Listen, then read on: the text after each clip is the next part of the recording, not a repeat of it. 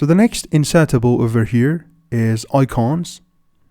As you see, Microsoft Excel provides us with a wide range of stock images, which are icons basically, and we can choose between them, click insert, and that very specific icon and graphic that we've chosen is now imported to Microsoft Excel, and we will be able to use all these icons inside our project in order to make it look better or look more professional whenever that it is needed. The video you just watched is a part of the Takeoff College, the smartest alternative currently available for the traditional education.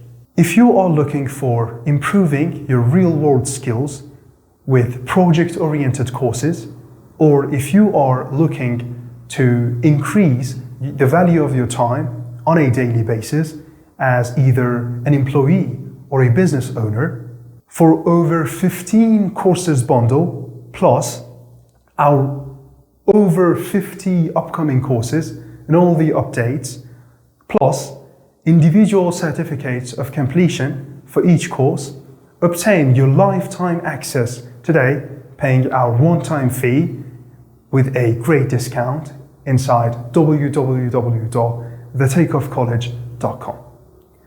Learn more in order to earn more. It's always been like that. See you inside the program.